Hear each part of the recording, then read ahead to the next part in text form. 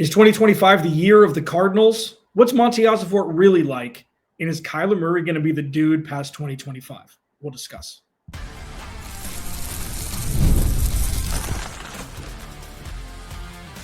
You are Locked On Cardinals, your daily Arizona Cardinals podcast.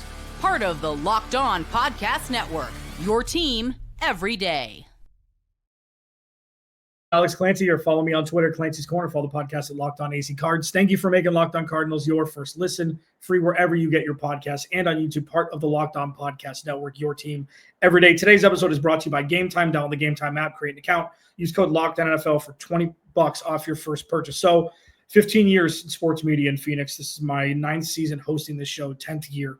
And I've said it a couple times. I can't remember a time where I was more excited to be talking every day about this team, except for, what was it, week 2 or week 3 against the Cowboys? I think it was week 3 in 2023. I said that was my favorite week covering this team, even without Kyler Murray, with Josh Dobbs not with the team for 2 months. So when I can get smarter people than myself on this show, I want to level it up. I get this dude, among others, Ari Meirov, friend of the show. I think we do friend of the show at this point, right? This is fifth or sixth time. Yeah, I mean, once you go into multiple times on the show, you're officially a friend of the show. That means the guest likes coming on, and I like coming on. So there we go. I dig it, man. And My Sports Update on Twitter. Now the host of NFL Spotlight on YouTube. We'll talk about that in the second segment. Ari had a great interview with Monti Ossenfort, GM of the Cardinals, that I want to deep dive into in the second segment. Ari, when the new regime took over, you were in right away. Since you came on and you talked about it, weren't the hugest fan of Steve Keim. We're kind of generalizing here, but you kind of saw the tea leaves early. Like, well, if they do what Monti Ossenfort's capable of doing after the first draft and Kyler Murray plays well, we could experience where the Cardinals are right now. Do you see the next iteration of the Cardinals taking place, or is it still a TBD, even though it maybe shouldn't be with all of the roster bolstering they've done? Yeah, so last year on my show, I actually picked the Cardinals as the surprise team of the year. I had Jonathan Gannon as the dark horse coach of the year type of a guy. And at one point in the year, I was feeling really good, Alex. Like, you guys were in first place in the NFC West, 5-4, 6-4, whatever it was, and I was like, my pick is hitting. It's gonna be great. Obviously, it kind of fell apart at the end of the year, but I look at this team, and I remember coming on when Monty was hired.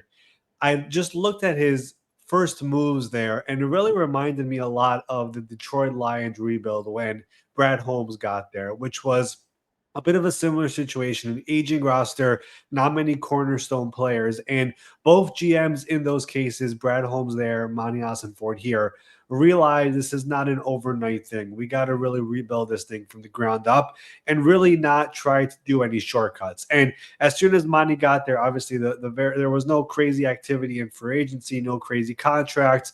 The big trade in his first draft of moving back from 3 to 12, back up to 6, getting more future assets.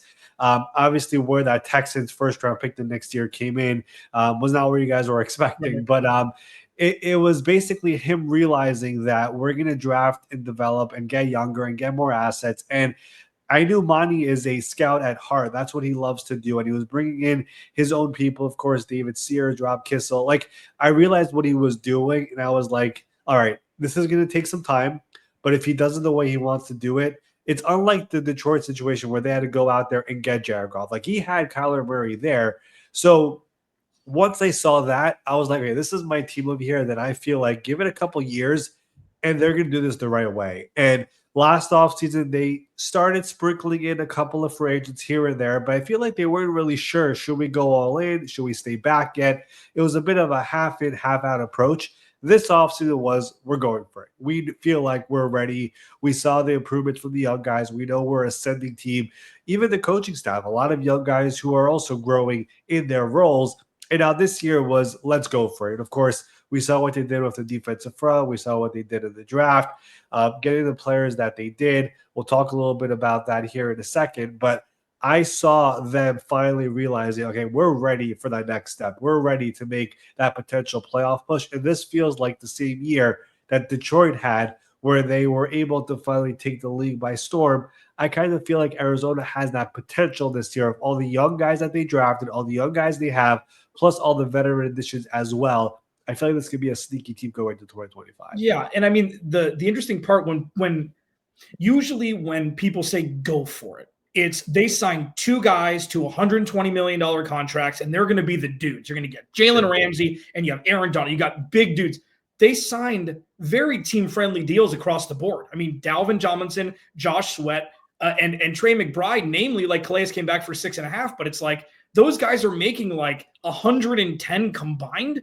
Like these aren't big numbers. They're not big guarantees. And I think that's the biggest like indicator, especially Calais Campbell. I would say Calais Campbell is the biggest offseason signing because of what it means for the shift in the organization where they ran his ass out of town when everybody loved him and they didn't want to pay him. And then he became all world everywhere else. Like that was the biggest one, like character-wise.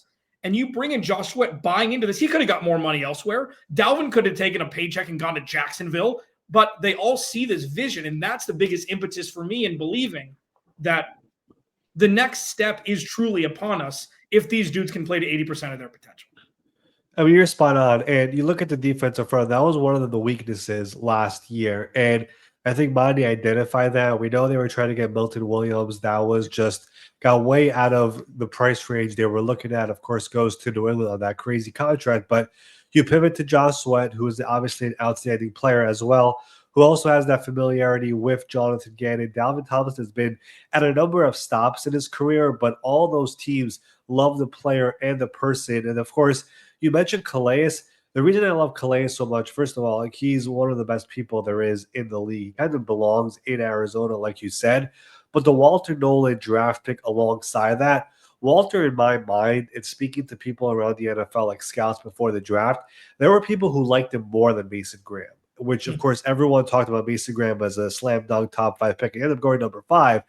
But talent-wise, Walter Nolan was a top 5, top 10 talent. The problem with him that I heard from scouts was getting the fire out of him sometimes. And there's no better person than Jonathan Gannon who gets the fire out of players. But then Calais being there as the guy who's willing to teach and mentor, like he was asked about it at his press conference during minicamp, and he was like, I saw what Joe Flacco said. Like, I'll be here for the young guys. I'll teach them everything. Like, that is a big person to have there as a sounding board as well. So I love that part of it. Obviously, you have Darius Robinson, who dealt with some things last year, injuries, personal stuff. He should be back to full force this year. BJ Ojolari, you traded for Baron Brown. You re-signed him as well. The defensive front essentially has gone from a weakness to a strength now. And Monty mentioned in the interview as well that that was a group last year that dealt with so many injuries, and that's part of the NFL when you have 17 games. Now, it kind of reminds me a little bit of Jonathan Gannon came from Philadelphia. The thing that the Eagles are known for on the defensive front is rotating guys in and out, keeping them fresh.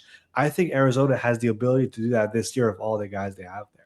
Yeah, and before we get to the interview, which we'll dive deep into next segment, like for me, the sign of a very, very good and sustainable roster is one that has rookies that have a buddy system with a veteran in the same position group. You know, and it's not like, oh, everybody's not out to be a mentor. Everybody I've got to put food on my family's table too. So you're my teammate. I love you.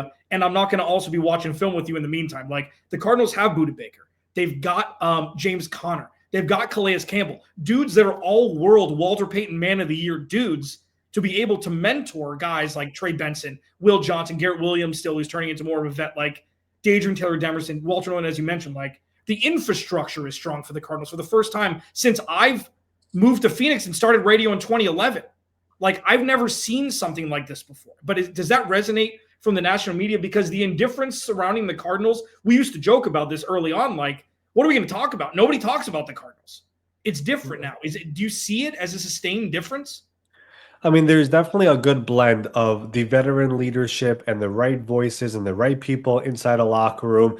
And I feel like also like paying a guy like Trey McBride this offseason is a good message for the locker room. Like, this is a guy who was drafted here. I know it was the previous regime, but he performed. We went out of the way. We paid him, made him the highest paid tight end at the time because he is somebody who did what he was supposed to do here in the organization.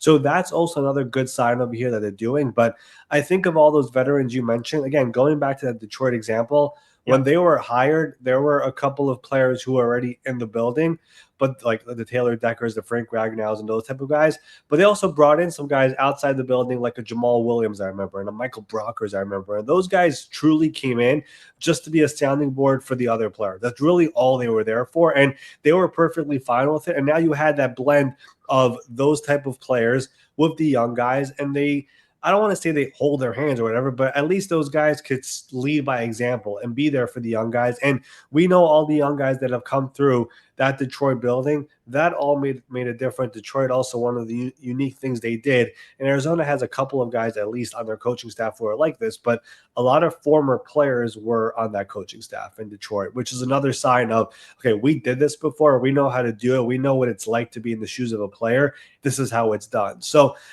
that's a very, very important part of this as well. I'll give a quick story. I remember in New York, years ago, but Justin Tuck was a very, very beloved player in New York, and he was a locker room guy. And I remember the Giants had, these guys like a Jason Pierre-Paul, who's a bit of a younger guy, and Justin Tuck was about to become a free agent, and the Giants let him go. And it was a very big deal. He went to the Raiders. And that same season, a lot of the younger guys on the defensive line, you could tell they were missing that Justin Tuck influence in the locker room. So sometimes that you're finagling over $1 million, $2 million here about bringing a player back, that impact of a veteran goes a long way over the course of a season, especially right now when it's a 17-game season and it's much longer, and there's always going to be those ups and downs throughout the course of a year. Having those guys who's been there and done that, it's a big deal.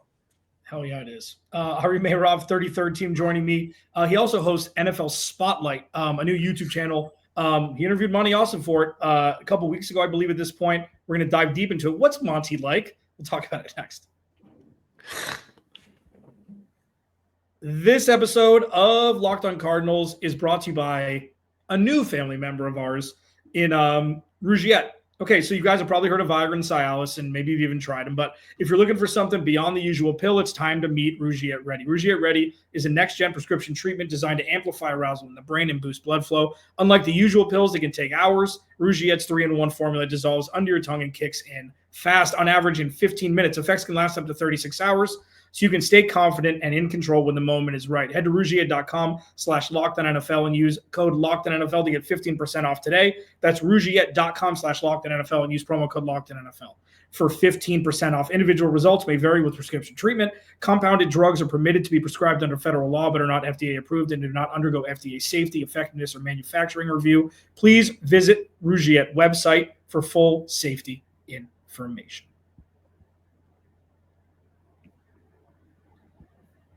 All right, Ari Meirov, friend of the show at My Sports Update, one of the best out there.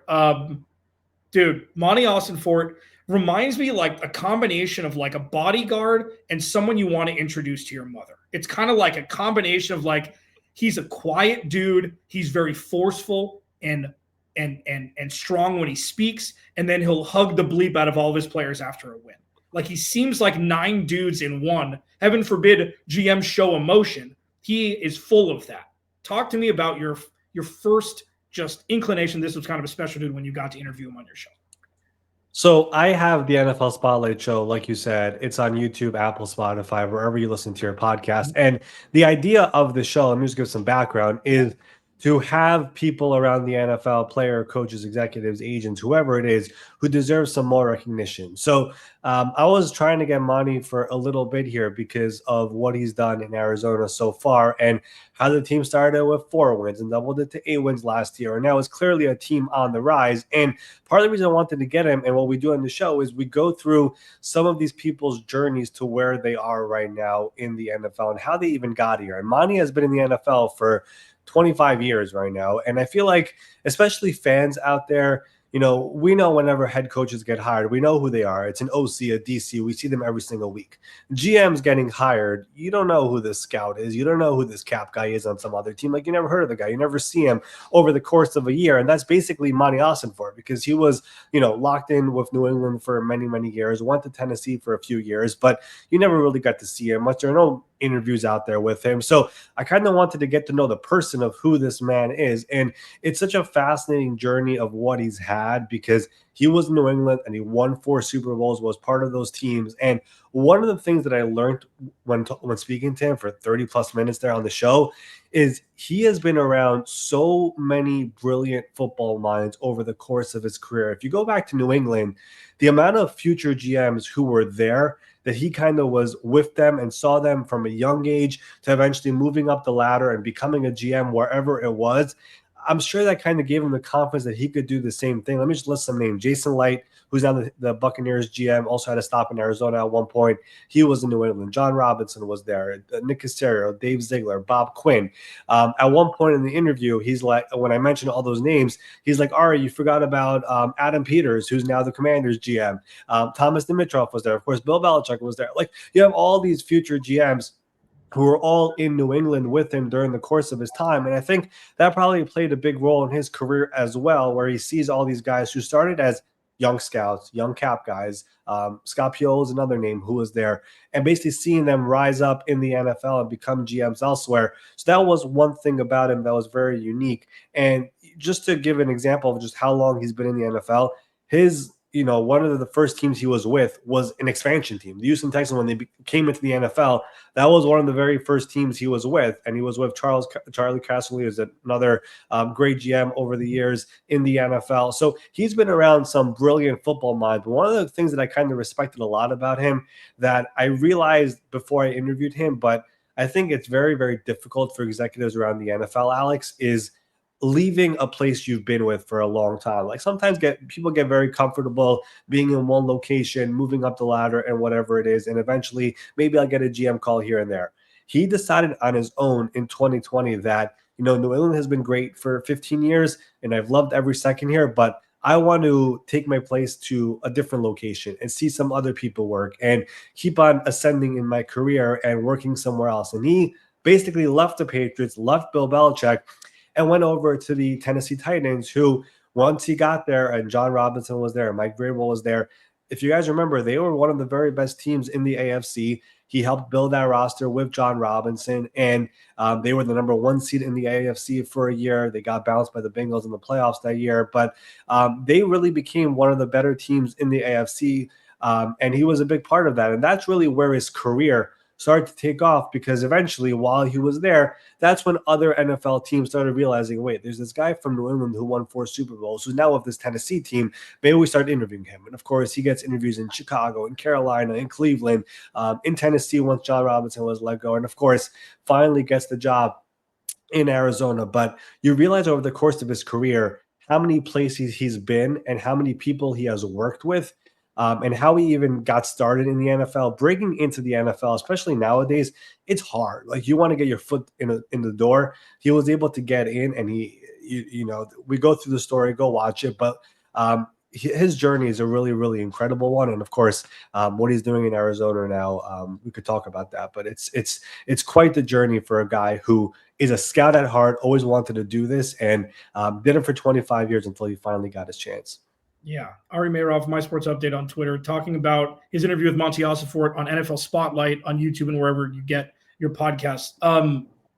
Is there anything that he said that surprised you, even after your extensive research beforehand, like where you were like, oh, I didn't know that, or, oh, that's impressive, or anything like that that kind of made your eyebrows raise when you talked to him? So I guess I'll do 2. So first, early in his career, like I mentioned before, he kind of was seesawing back and forth with the Texans and the Patriots. Like if you look at his Wikipedia, like you see Texans, Patriots, Texans, Patriots. Like what is going on over here? So he explained that one, but part of it also, because I was curious, like why in the world are you bouncing around 2 teams over here?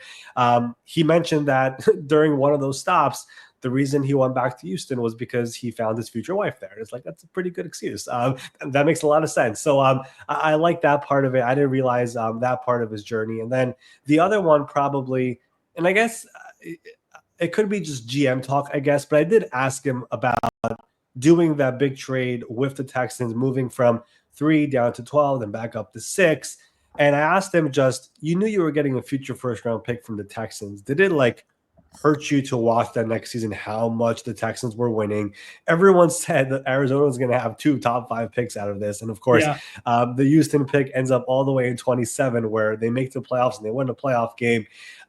You could tell inside he was could you guys start losing? But but he gave the classic GM answer of in the NFL we always see a team going from worst to first. I'm happy for my guy Nick, who of course is having a lot of success now in Houston. But I really wish we got the real answer there, because I think when he did that trade, he thought like this is going to be the fast track to a rebuild. I'm going to have at least my own pick somewhere high. Likely, I'm not sure if he was thinking that and expecting the team to be bad, but you know what I mean. Then of course Houston should be bad, and of course they were pretty good. But not getting the actual answer for that question, I really want to know what he really would have said if it was off the record. Yeah, that's fascinating. That's fascinating. All right, so we're going to talk about Kyler for a couple of minutes, and I'll get you out of here next. Is Kyler the guy? I mean, he's got the best setup he's had since being drafted in 2019 by a long shot.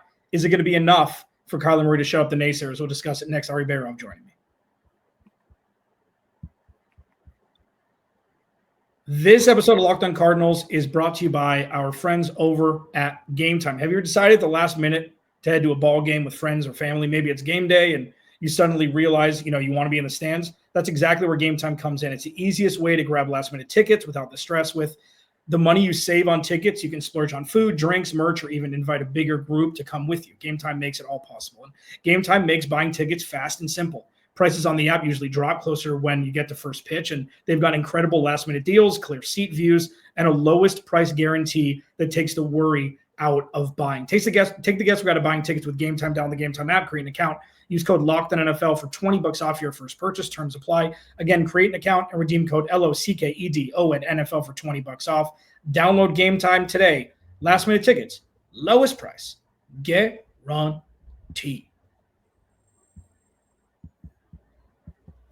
Ari Meirov, dude, Kyler Murray. My thing with Kyler is, and this is what I broach a topic every time you come on, and I say the same thing. Say Kyler Murray were up on the trade block. 15 teams would call. 12, 14, around there, depending on like exactly what people need for a specific skill set. It's like, I feel that Kyler Murray's more valuable than Arizona Cardinals fans think he is, just because of what his potential is. When he's great, 6 quarterbacks can do what he does when he's great.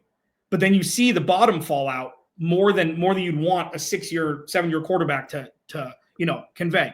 Do you think Kyler Murray can be the dude, or is this a guy who's potentially a stopgap until, they bring somebody in after this season? Like, asking very candidly. Kyler will turn, I believe, 28 years old here in August, so he's still pretty much in the prime of his career. I don't know why Cardinals fans think that, Alex. I mean, would you rather be the Cleveland Browns right now with those 4 quarterbacks? Would you rather be the Colts right now with Richardson and Daniel Jones? Would you rather be there are so many, the Saints with Tyler Shuck or Spencer Rattler? Like, what would you rather? Like, that's the alternatives right now in the NFL. Would you rather be, drafting those quarterbacks we had in this last draft where guys are being taken like in the second round and the third round? And like, is that what you're looking for? Like, what else are you looking for here? Kyler Murray is a really good quarterback, and it's hard to find those in the NFL. He's still very young. There are offensive pieces here that are really, really good, which he's still gelling with, I would say. I mean, these are young guys as well. And I think the offensive staff is also really young, which you got to keep in mind as well. It's not like this is some veteran coaching staff who has been in the NFL for a very long time. Like, Drew Petzing is, he's a young offensive mind who has had moments in the NFL and has had some bad moments as well. And he's growing. It's just the reality of the situation. So you're hoping that he's going to grow as well. And if he's growing, that means Kyler Murray is growing as well. So he still has nearly $40 million in guaranteed salary next year. Is there a path to trading it? Yes. The only way I see it ever becoming a possibility is the wheels really have to fall off this year, but that's when his value also diminishes. Like, it really just makes no sense to me. I don't see a pathway where it makes sense from an organizational standpoint to trade him, because if he's playing really well, obviously you're keeping him. And if he's playing really bad, the value is just not worth it, right? So I just don't see any scenario where it makes sense to move on from him. And again, I just look at where the quarterback situation right now is in the NFL and how hard it is to find the quarterback. It's a difficult thing. Like, it just is. I mean, the fact you guys have one, you guys should be very, very happy about that. That's the way I look, especially in the NFC. It's not like you guys are in the AFC where you got to go through, Lamar and Josh Allen and Joe Burrow and Patrick Mahomes and Justin Herbert and all those great quarterbacks the AFC has. The NFC is essentially Jalen Hurts. It's Dak Prescott. It's those type of guys that we're kind of talking about over here. So if that's the case, Kyler Murray is very much right at the top in the NFC.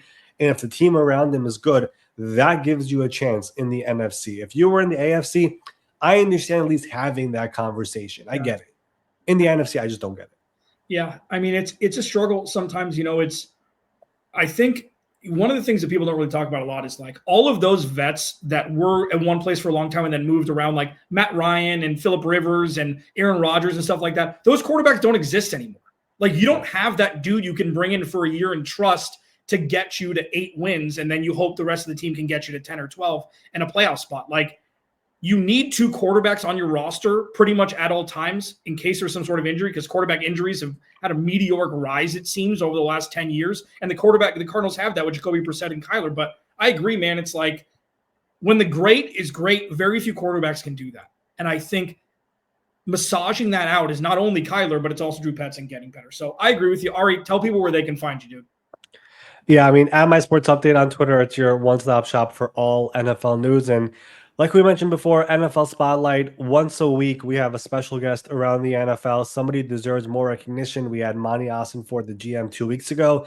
This week, we had a very unique guest, AJ Stevens of Athletes First. He's an agent. He's negotiated plenty of contracts from Dak Prescott to your very own Budda Baker and many, many others around the NFL. Inside the agent life, a very, very unique conversation there. So every Tuesday we have a guest. Every other day during the week, I'm there with my producer talking about the NFL, the latest news, the ripple effects, and much more. So that is YouTube, Apple, Spotify, wherever you listen to your stuff. Love it, man. Ari Meirov, one of the best in the business. Thanks, man. I really appreciate it. Remember, without you, there is no me. I'll talk to you Monday.